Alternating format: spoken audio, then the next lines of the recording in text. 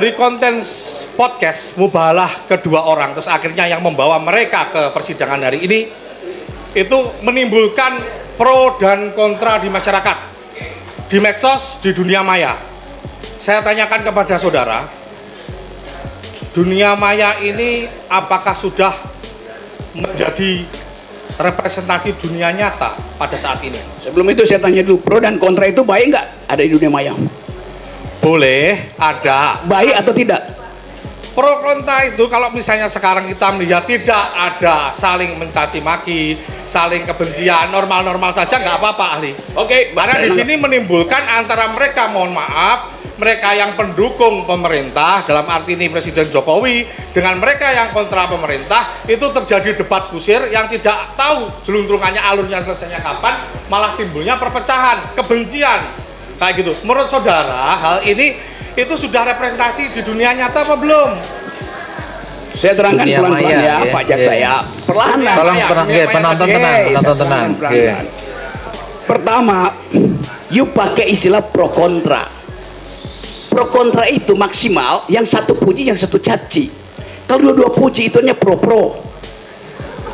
Nangkap Pak? Ya. Keduanya mencaci artinya kontra-kontra. Ya. Dunia ini pro kontra. Anda tidak bisa mengusulkan Anda pro kontra tapi saling puji aja ya. Anda pro kontra tapi saling caci. Jadi secara logis definisi Anda itu cacat di dalam definisi. Oke. Dan semoga Allah Subhanahu wa taala menghancurkan sehancur-hancurnya para pelaku pembantaian 6 syuhada pengawal kami dan yang memerintahkannya, serta para aktor intelektualnya juga yang merestuinya, dan semua yang terlibat dalam pembantaian sadis dan brutal tersebut secara langsung maupun tidak langsung. Allahumma dammirhum tadmira waqtulhum balada wala tughadir minhum ahada ya qawi ya matin ya muntaqim amin ya rabbal alamin. Allahu Akbar. Allahu Akbar. Baju koko Habaib Putih present Al-Godi.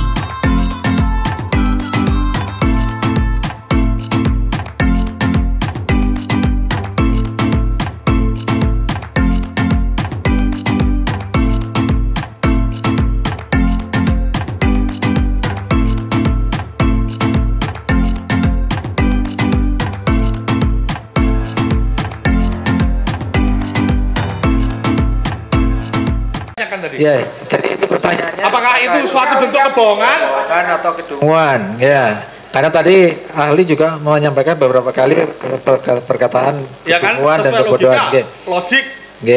Terus itu dungu segala macam. Yang disampaikan Pak Jaksa tadi itu fakta itu selama persidangan. Pak Joko Wahyudi yang dituduh ijazah SMA-nya hilang dicuri oleh Pak Jokowi, tapi dihadirkan. Ijazahnya tidak hilang. Nanti ada giliran saudara terdakwa, tenang. Gimana pendapat saudara?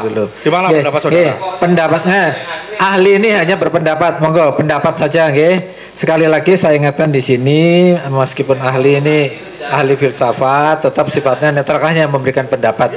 Soal pendapat ahli, sebentar, nggak bisa, sebentar, bisa. Sekali lagi saya ingatkan, kalau saudara berteriak-teriak terus saya suruh dikeluarkan dari sidang, tahanan luar dulu bukan Pak? Gimana sebentar. Ahli tadi sudah mencerna apa yang disampaikan oleh Pak Jaksa. Silakan pendapat yang kita minta, pendapat ahli itu berpendapat untuk meyakinkan kami majelis hakim. Jadi sekali lagi kami ingatkan di sini kami bersidang itu sesuai ketentuan KUHAP, ada ketentuannya. Kami juga bertanggung jawab terhadap undang-undang, juga bertanggung jawab terhadap Tuhan Yang Maha Esa. Jadi nanti saya pikir di sidang ini jangan lagi ada saling menuduh, misalnya penasihat hukum menuduh jaksa begini, jaksa menuduh penasihat begini. Tidak usah saling menuduh, kita silakan aja saling membuktikan ya. Nanti dari beberapa saksi dan ahli yang dihadirkan, kami akan menilai. Mudah-mudahan kami diberikan pencerahan lah. Silakan ahli, silakan. Oke, terima kasih. Berpendapat ya, pendapat. Tadi kan pendapat dari sisi pertanyaan penasihat hukum, sekarang pendapat dari sisi fakta yang disampaikan oleh jaksa, bagaimana menurut ahli mengenai kedunguan dan kebodohan tadi. Oke, terima kasih Pak Hakim. Di awal saya terangkan bahwa hoax itu bukan kejahatan. Karena dia punya fungsi untuk memancing opini publik, terutama di negara-negara yang tersumbat kanal-kanal informasi. Kita bikin hoax saja. Lain kalau negara ini terbuka, nggak ada orang yang bikin hoax. Jadi dibalik, kenapa hoax muncul? Karena informasinya tertutup, itu soalnya. Yang ada di undang-undang itu urusan saudara itu. Jadi satu poin. Yang kedua, kasus ini dari awal kasus politik. Bukan, karena yang dipersoalkan ada tokoh politik namanya Joko Widodo yang adalah presiden. Kalau Joko Widodo yang saya temuin tadi di sekolah 26 yang ada soal, ngapain? Justru karena tadi prinsip noblesse oblige, maka seluruh mata itu mesti diarahkan dengan kecurigaan penuh pada Jokowi. Itu dasarnya. Standar berpikirnya begitu. Anda tidak hadapi seorang warga negara terhadap warga negara yang lain, enggak, terhadap kedudukan noblesse oblige dari presiden. Artinya kita ingin presiden itu can do no wrong, nggak boleh salah presiden itu, nggak boleh ada cacat dia tuh. Karena itu kita bersihkan, termasuk kecurigaan. Kenapa? Saya juga mencurigai, kenapa seseorang yang lulus dari universitas tidak bisa berpikir abstrak? Coba, tidak bisa berpikir konseptual. Kenapa saya curigai? Jawab pertanyaan saya tadi. Ketika saya menjelaskan tadi kasus itu tadi, jawaban saudara gimana? Ini dalam rangka menjawab. Ya. Karena memang filsafat logika apa tidak? Ya, memang kalau filsafat begini memang, Jadi karena ini ahli filsafat, jawabannya ya filsafat. Ya, silakan. Tolong penonton diam, tolong ya tertib ya, penonton tertib ya. Saya ingatkan penonton tertib ya. Ini sidang, tolong ya. Silakan dilanjutkan Pak Jaksa, silakan. Ya, oke. Menurut filsafat ya, saudara ahli kayak gitu, pemberitaan apapun, penyebarluasan informasi apapun kayak gitu kan, sebelum ada keyakinan atau data yang terverifikasi, kan tidak boleh istilahnya menyebarkan itu suatu kebohongan atau melakukan tidak sesuai data kayak gitu, karena itu menyangkut kredibilitas seseorang kayak gitu. Menurut pendapat ahli gimana? Itu yang saya bantah dari tadi, nggak ada kredibilitas seseorang di situ. Presiden nggak punya kredibilitas sebagai manusia yang punya jabatan publik. Apa kredibilitas presiden? Dia dipilih rakyat supaya meneruskan kepemimpinan. Dia juga bisa dijatuhkan rakyat. Apa kredibilitasnya? Intinya Anda mesti paham, di dalam hukum, person in law, yang adalah human dignity. Oke, saya lanjutkan ya, bahwa dari konten podcast Mubahalah kedua orang, terus akhirnya yang membawa mereka ke persidangan hari ini, itu menimbulkan pro dan kontra di masyarakat, di medsos, di dunia maya.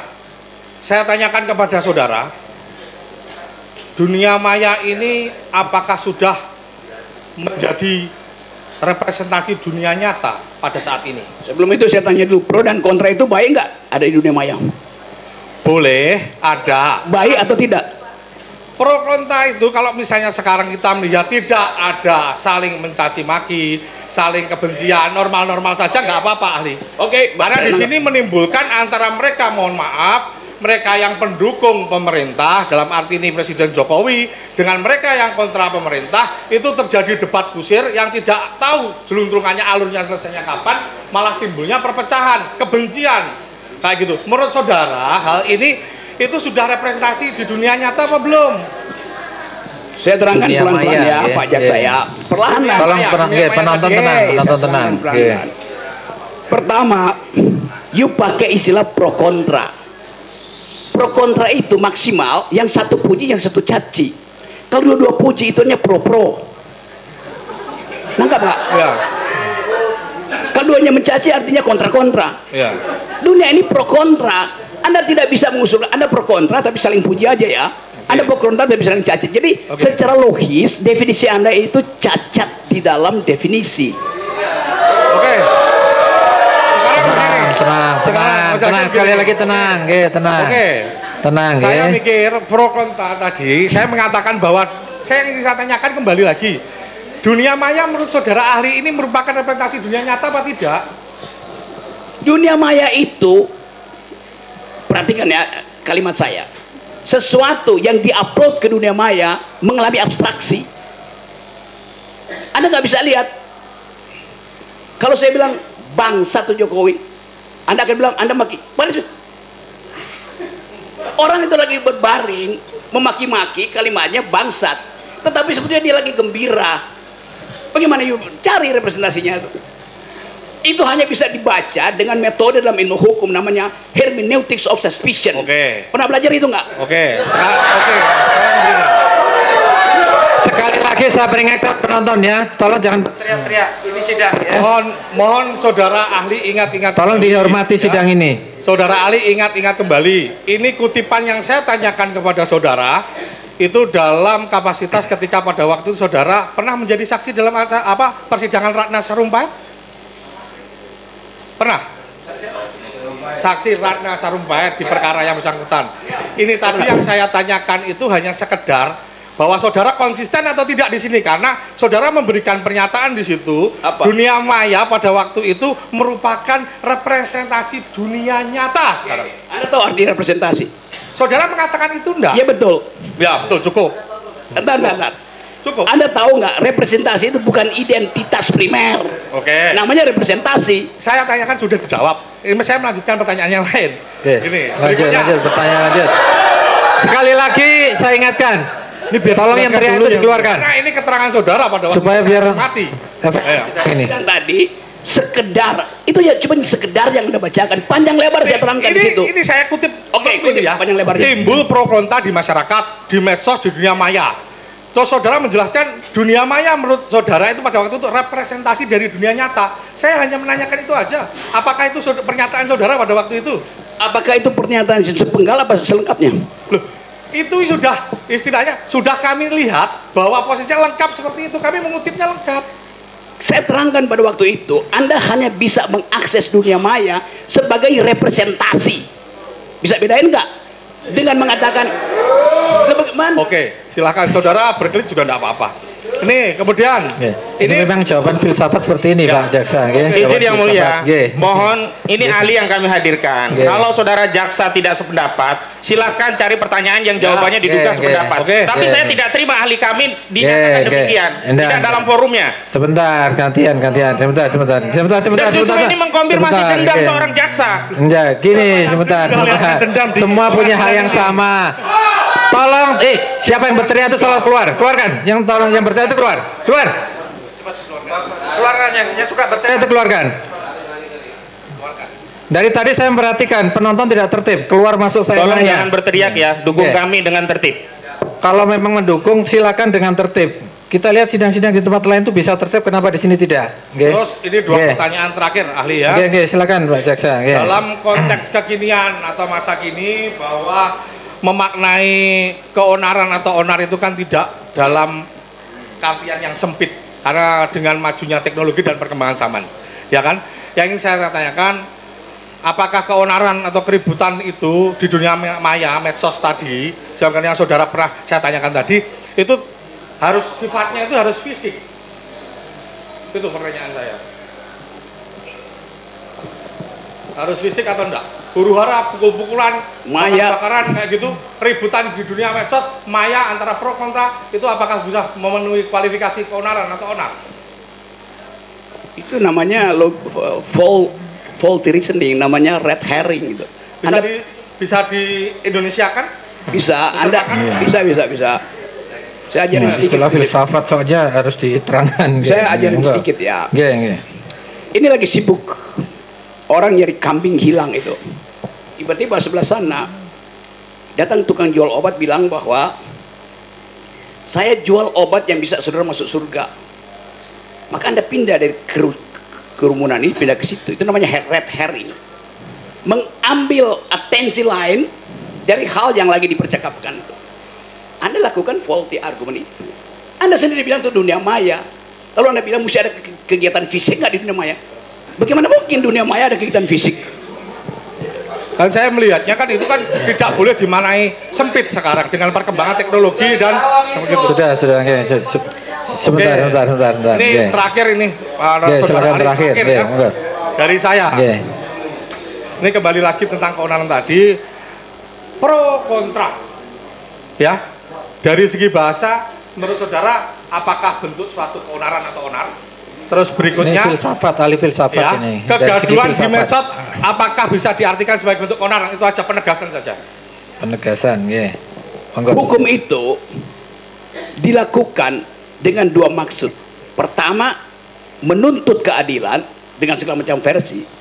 Kedua, menguji keadilan itu. Karena itu ada peran devil's advocate, advocatus diaboli, bahasa Latinnya, yang memang tugasnya membuat keonaran. Anda lakukan hal yang sama, ini semua keonaran. Kan itu maksudnya. Kan tidak fisik. Iya, nggak fisik, tetapi nggak boleh.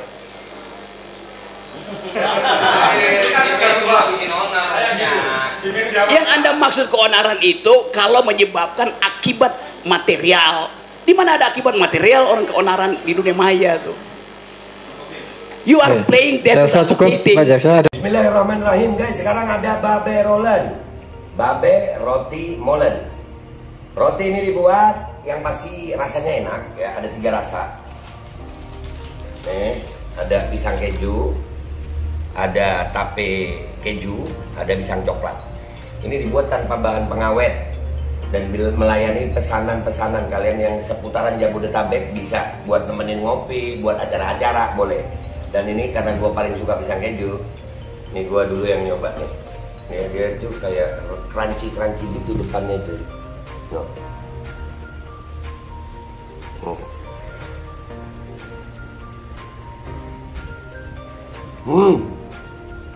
Tahu kerennya di depannya, terus di dalamnya empuk. Ya Allah.